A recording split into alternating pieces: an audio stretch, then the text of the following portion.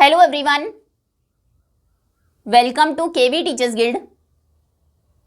सो बच्चों, अभी हम शुरू करेंगे 4th क्लास इंग्लिश का 4th चैप्टर, जिसका नाम है one thing at a time. एक समय पर एक काम। मतलब एक समय पर हमें मन लगाकर सिर्फ एक ही काम करना चाहिए, उससे वो काम ज़्यादा अच्छा होता है। अगर आप पढ़ाई कर रहे हैं तो मन लगाकर अच्छे से सिर्फ पढ़ाई करें, अगर खेल रहे हैं तो उस समय पर सिर्फ खेलें। तो चलिए इसी के साथ पोएम स्टार्ट करते हैं। Work while you work, play while you play, to be useful and happy, that is the way. Work मतलब काम करना, वाइल मतलब होता है जब। तो जब आप काम कर रहे हैं तो काम करें। Work while you work and play, खेले वाइल यू प्ले, जब आप खेल रहे हैं। अगर तुम खेल रहे हो तो उस समय पर खेलो, अगर काम कर रहे हो तो उस समय पर काम करो। टू बी यूजफुल, यूजफुल मतलब कोई काम आने वाला कुछ करना। एंड हैप्पी, अगर आप चाहते हैं कि आप यूजफुल हो, कुछ अच्छा काम करें और खुश रहे, दैट इज द वे। वे मतलब होता है तरीका। तो यही तरीका है कि काम के समय काम करना, खेल के समय खेलना। यही एक तरीका है खुश रहने का और यूजफुल होने का। All that you do with all your might, things done by halves are never done right. All that you do, वो सब जो आप करते हैं, डू विद उसे करे, with all your might. Might मतलब होता है ताकत, शक्ति। उसे अपनी पूरी ताकत के साथ करें। Things done by halves, halves मतलब अधूरी, आधी अधूरी। वो चीज़ें जो आधी अधूरी की जाती है, are never done right. Never मतलब कभी भी नहीं, वो कभी भी अच्छे से नहीं होती। तो जो सब आप करते हैं, all that you do with all your might, अपनी सारी ताकत के साथ करें। थिंग्स डन बाय हाफ्स, आधी अधूरी की गई चीज़ें कभी भी सही नहीं होती।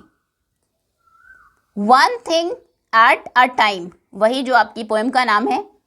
And that done well is a very good rule, as many can tell. One thing at a time, एक समय पर एक काम। एंड दैट डन वेल, और वो अच्छे से करना, वेल मतलब अच्छे से, is a very good rule, ये एक बहुत ही अच्छा रूल है, बहुत अच्छा नियम है। एज मैनी कैन टेल, जैसा बहुत लोग आपको कहेंगे। टेल मतलब कहना। तो कई लोग ये कह सकते हैं, आपको कहेंगे भी, कि बहुत अच्छा रूल है कि एक समय पर एक ही काम करें और उसको भी अच्छे से करें। Moments should never be trifled away, so work while you work and play while you play.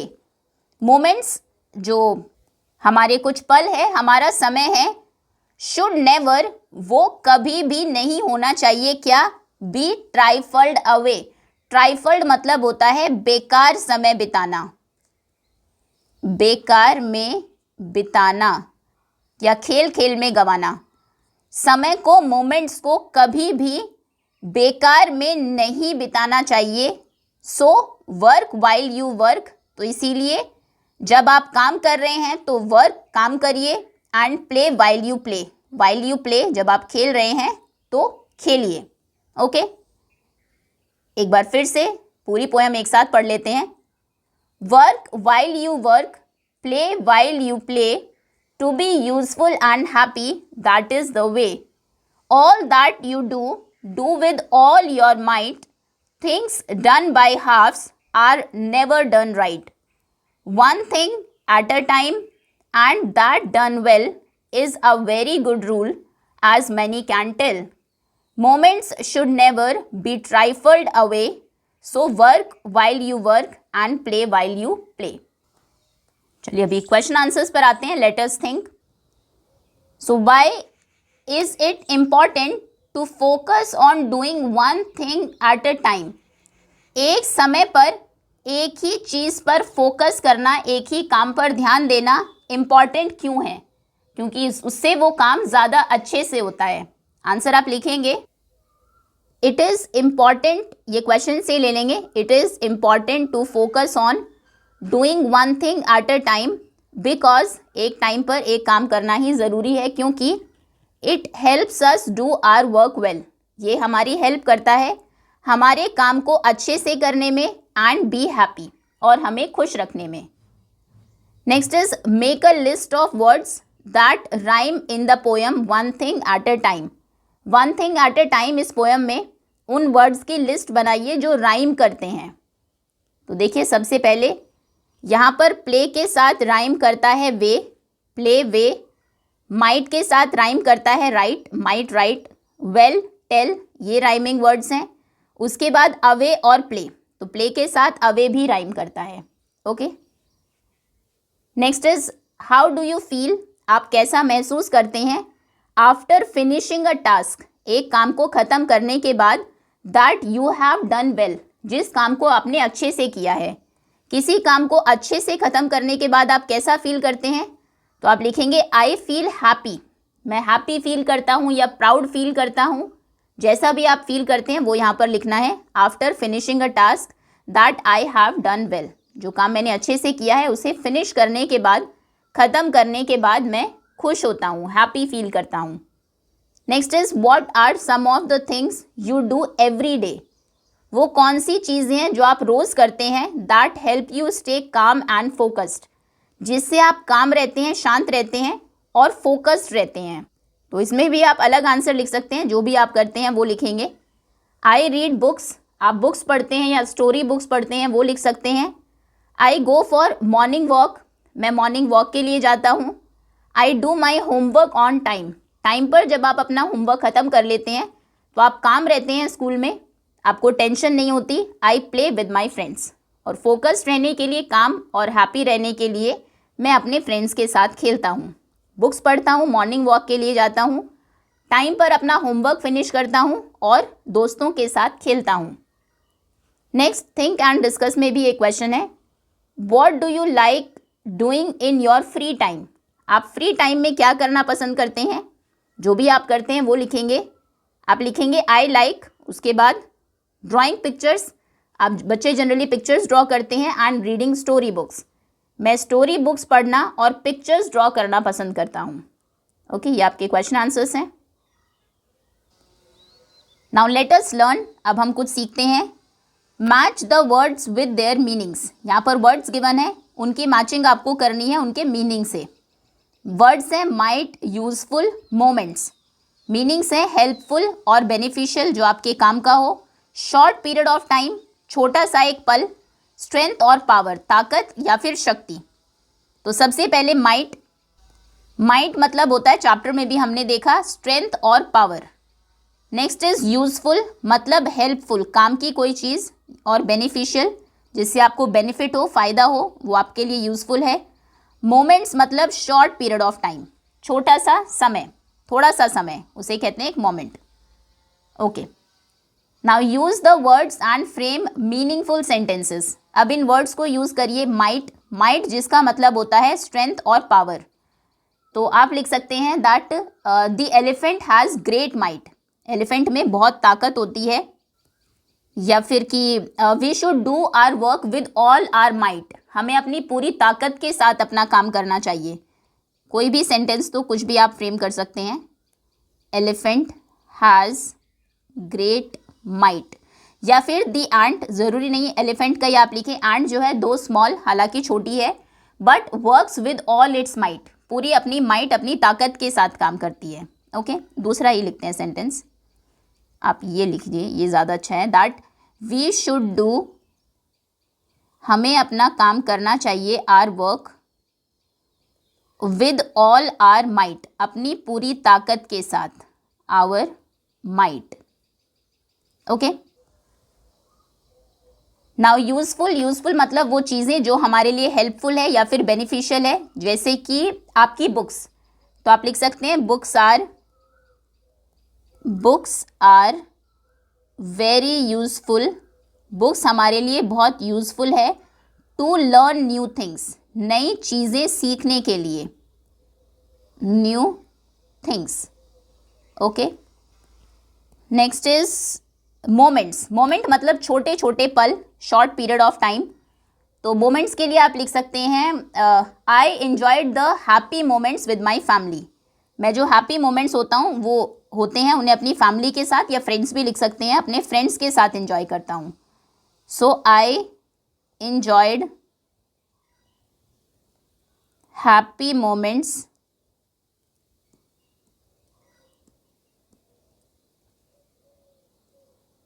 Happy moments with my friends या with my family. Okay, revise कर लेते हैं। आपको मीनिंगफुल सेंटेंसेस फ्रेम करने थे, कुछ वर्ड्स से, उन वर्ड्स को अंडरलाइन कर लेते हैं। माइट, पहला वर्ड था might, then useful and moments. So पहले हमने लिखा we should do our work with all our might, इसमें स्किप हो गया word with all our might, हमारी पूरी ताकत के साथ। Okay, we should do our work with all our might, हमारी सारी ताकत के साथ हमें अपना काम करना चाहिए। नेक्स्ट वर्ड था useful. So books are very useful, books बहुत यूजफुल है, काम की है। टू लर्न न्यू थिंग्स, नई चीज़ें सीखने के लिए। नेक्स्ट इज मोमेंट्स, छोटे पल। आई एन्जॉयड हैप्पी मोमेंट्स, जो हैप्पी मोमेंट्स खुशी के पल होते हैं वो मैं एंजॉय करता हूँ विद माई फैमिली, अपनी फैमिली के साथ।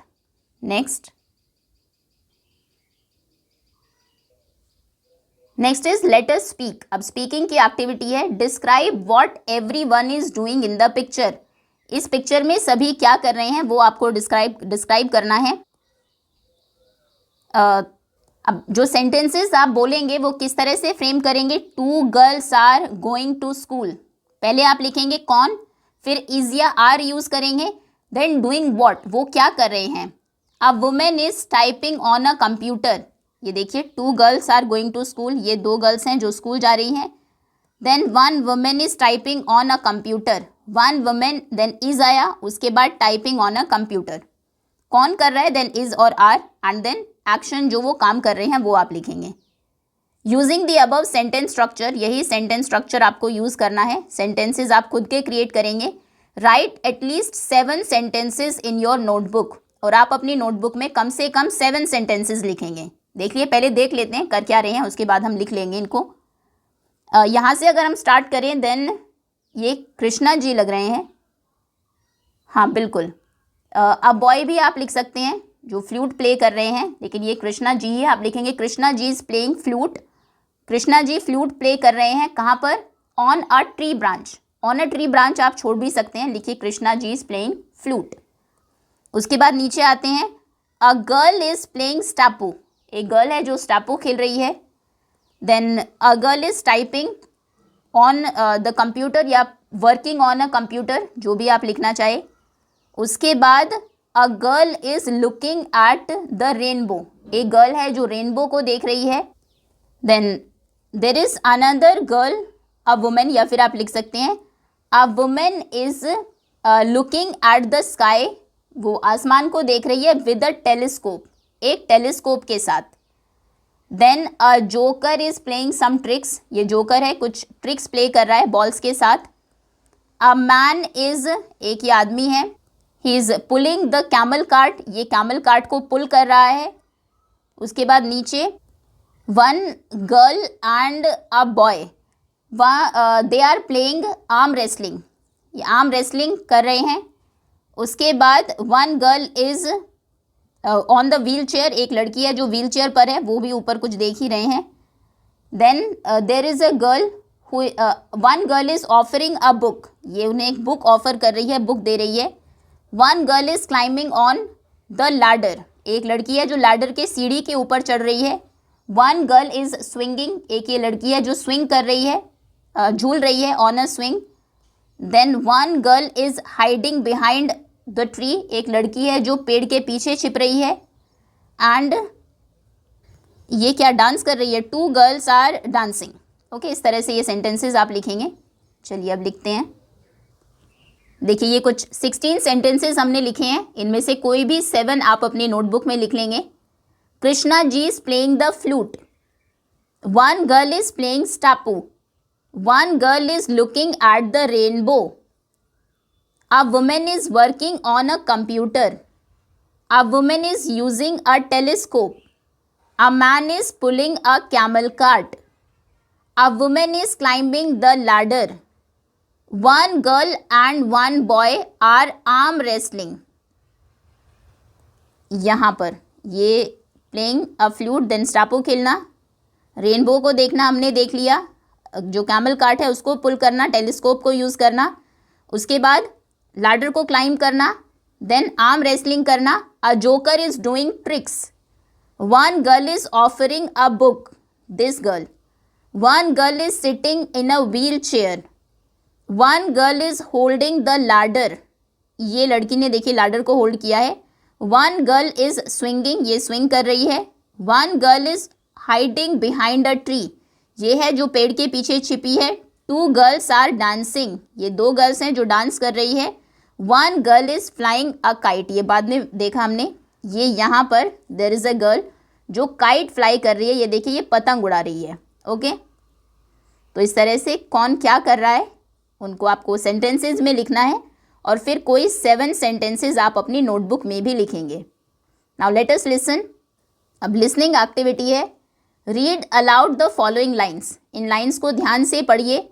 All that you do the case of missing L, do with all your might, things done by halves are never done right. तो देखिए ऑल हाफ्स, इसमें ल की साउंड है, इसमें ल की साउंड नहीं है, हालांकि एल दोनों जगह पर है, हाल्फ्स नहीं है, ये हाफ्स हैं। सो आगे आपको वही करना है। The teacher will read aloud a few words to you, ये कुछ वर्ड्स हैं जिनको टीचर रीड करेंगे। Circle the words in which you don't hear L sound, जहाँ पर आपको ल साउंड सुनाई नहीं दे रही है उनको आपको सर्कल करना है। लीव, ल साउंड है, सर्कल नहीं करेंगे। काम, काम नहीं है ल साउंड। पेल है, jail. Palm, hall, clean. Calf, shelf. Chalk, talk. Silk, balm, plum. Self, ठीक है, सेल्फ ल है, प्लम में भी है, शेल्फ में भी है ल की साउंड। जेल, पेल, क्लीन, सिल्क, हॉल, लीफ सब में है। काम, आप देखेंगे कहीं पर भी ल नहीं है। Calf, balm, palm, chalk, talk. Okay, इनको आपको सर्कल करना है। Now let us write down your daily routine in the space given below, इसमें अपना डेली रूटीन लिखना है। Tick if they are work or play, और जो काम आप कर रहे हैं वो काम है या फिर कोई प्ले आप कर रहे हैं, खेल रहे हैं, उसमें के अकॉर्डिंग आपको टिक करना है। सो अगेन ये क्वेश्चन वैसे आप ही के लिए है, लेकिन एक जनरल सा आंसर हम लिख लेते हैं। सो मान लीजिए टाइम हुआ है 6:30 AM, सुबह 6:30 बजे, 6:30 AM। आप सोकर उठते हैं, आई वेक अप। अब उठना एक काम ही है एक तरह से, तो वर्क पर आप टिक करेंगे। देन 7:30 या फिर 7 AM, 7 बजे आप ब्रेकफास्ट करते हैं। सभी एक्टिविटीज़ आप इसमें ऑब्वियसली नहीं लिख सकते, मैं ब्रश करता हूँ क्योंकि 5 या 6 ही कॉलम्स हैं हमारे पास, तो कुछ एक हम लिख लेते हैं। आई ईट ब्रेकफास्ट, मैं ब्रेकफास्ट करता हूँ। ब्रेकफास्ट करना भी एक काम है, गेम तो नहीं है, कोई प्ले तो नहीं है। देन मान लीजिए 8 o'clock आपका स्कूल है, 8 बजे आप स्कूल जाते हैं। आई गो टू स्कूल, तो ये भी एक तरह से वर्क है, काम है। स्कूल, यहाँ पर आप टिक करेंगे। उसके बाद 11 o'clock मान लीजिए आपके स्कूल में लंच ब्रेक होता है या फिर गेम पीरियड होता है, उस टाइम पर आप खेलते हैं। I play with my friends, I play with friends, मैं दोस्तों के साथ खेलता हूँ, ये प्ले है। देन 1 o'clock आप क्लास में पढ़ रहे होते हैं। 1 PM I study in class.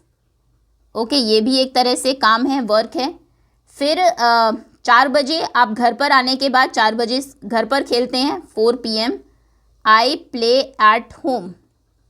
तो ये क्या है, ये भी प्ले का पार्ट है। देन इसमें वैसे इतने ही कॉलम है, एक और लिख लेते हैं 7 PM, क्योंकि होमवर्क हमने नहीं लिखा। आई डू माई होमवर्क, मैं अपना होमवर्क करता हूँ। और ये क्या है, ये एक तरह से वर्क है, काम है। Okay, now write the above routine as a paragraph. अब ये रूटीन आपको पैराग्राफ की तरह लिखना है। My routine, I begin my day at blank AM। मैं कितने बजे सुबह अपना दिन शुरू करता हूँ? तो हमने दिन शुरू किया था 6:30 AM, जब आप सोकर उठे थे। आप अगर किसी और टाइम उठते हैं, उसके अकॉर्डिंग आप इस टाइम को एडजस्ट कर लेंगे। तो आप लिखेंगे आई begin my day eight 6:30 AM। मैं सुबह 6:30 बजे अपना दिन शुरू करता हूँ। I blank and then blank. अब 2 काम लिखिए जो आप करते हैं। इसमें तो हमने एक ही लिखा है, उठने के बाद सिर्फ ब्रेकफास्ट करना, लेकिन यहाँ पर 2 आप लिख सकते हैं। आई वेक अप, मैं उठता हूँ, वेक अप, एंड देन ये लीव फॉर स्कूल, स्कूल जाने से पहले के सारे काम आपको यहाँ पर लिखने हैं। अब इसके अकॉर्डिंग हम नहीं चल सकते, क्योंकि इसमें तो स्कूल जाने से पहले हमने एक ही काम लिखा है, उठना, उठने के बाद सिर्फ ब्रेकफास्ट करना। तो यहाँ पर 2-3 काम हम एक्स्ट्रा लिख देते हैं, कोई बात नहीं। आई वेक अप, मैं उठता हूँ, जागता हूँ, एंड देन ब्लैंक। और फिर आप क्या करते हैं, ब्रश करते होंगे, and then brush my teeth. फिर अपने टीथ को ब्रश करता हूँ। आफ्टर दिस, इसके बाद आई ब्लैंक। उसके बाद आप क्या करते हैं, मे बी आई ये इसके बाद रेडी भी होना है। आप बेदिंग का भी लिख सकते हैं, नहाने का भी लिख सकते हैं, but after that I eat breakfast. उसके बाद मैं ब्रेकफास्ट खाता हूँ। कुछ काम स्किप करने ही होंगे यहाँ पर। बाय ब्लैंक AM, 8 बजे तक I am ready for school, मैं स्कूल के लिए तैयार हो जाता हूँ। My mother helps me to, मेरी मदर हेल्प करती है मुझे क्या करने में, टू पैक माई बैग, मेरा बैग पैक करने में मेरी मदर मुझे हेल्प करती है। And then I leave for school at, और फिर मैं स्कूल के लिए चला जाता हूँ एट 8 AM। तो यहाँ पर हम थोड़ा सा टाइम चेंज कर दें, क्या 7:30 AM कर दें? बाय दिस टाइम नहीं, 8 AM ठीक है, 8 AM तक मैं स्कूल चला जाता हूँ। ओके, यहाँ पर आप चाहे तो इसको 7:30 AM कर देते हैं। 7:30 AM तक हम तैयार हो जाते हैं स्कूल के लिए, और 8 बजे फिर चले जाते हैं बैग पैक करने के बाद। Okay, now at school, school में ये तो मॉर्निंग रूटीन हो गया आपका। अब स्कूल में बताइए आप क्या करते हैं। माई स्कूल स्टार्ट्स एट, मेरा स्कूल, अब सुबह 8 बजे अगर आप गए हैं तो मान लीजिए आपका स्कूल 8:30 AM स्टार्ट होता है। कई बच्चों का स्कूल PM में भी स्टार्ट होता है, जो सेकेंड शिफ्ट में पढ़ते हैं, तो वो अपने अकॉर्डिंग टाइम लिखेंगे और PM लिखेंगे। 8:30 AM मेरा स्कूल स्टार्ट होता है। I have blank periods before recess, recess के पहले मान लीजिए आपके 4 पीरियड्स होते हैं, जनरली 4 ही होते हैं। So I have 4 periods before recess, recess से पहले 4 पीरियड्स होते हैं।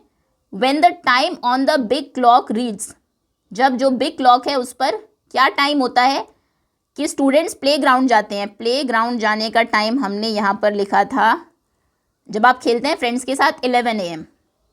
तो बिग क्लॉक में जब 11 AM टाइम होता है, AM नहीं लिखेंगे, बिग क्लॉक जब 11 बजे शो करती है, students goes to the playground, बच्चे प्ले ग्राउंड जाते हैं, and play many games together, बहुत सारे गेम्स खेलते हैं साथ में। द स्कूल एंड्स एट, अब स्कूल कितने बजे ख़त्म होता है, मान लीजिए 2 PM, school 2 PM to 10 PM जब भी ख़त्म होता है आपका स्कूल, वो आप लिखेंगे। नाउ एट होम, घर पर आप क्या करते हैं वो आपको खुद से ही लिखना है। पहले घर वापस आएंगे तो आप लिखेंगे I come back home at 2:30 PM, 2:30 PM तक मैं घर आता हूँ। देन लंच आप करते होंगे, I eat lunch, and then read for some time, या फिर then play for some time. Lunch करते हैं, रेस्ट करते हैं, I eat lunch, take some rest, फिर थोड़ा रेस्ट लेते हैं, then play for some time, and then play for some time, थोड़ा टाइम खेलते हैं, फिर आप अपना होमवर्क भी करते होंगे.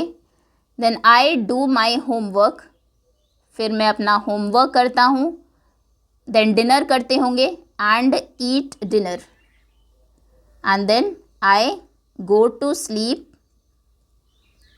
स्लीप बाय, कितने बजे आप सोते हैं? बाय 9 PM, 9 बजे तक फिर मैं सो जाता हूँ. ओके, ये इस तरह से आपको लिखना है. एग्जैक्टली यही आप लिखें ये ज़रूरी नहीं है, आप अपने अकॉर्डिंग इसमें चेंजेस कर सकते हैं. Now let us do guess the following riddles. कुछ रिडल्स पहेलियाँ दी है. 30 white horses on a red hill. Now they chomp, now they stomp, now they stand still. 30 white horses, सफ़ेद घोड़े हैं एक रेड हिल के ऊपर, लाल हिल के ऊपर.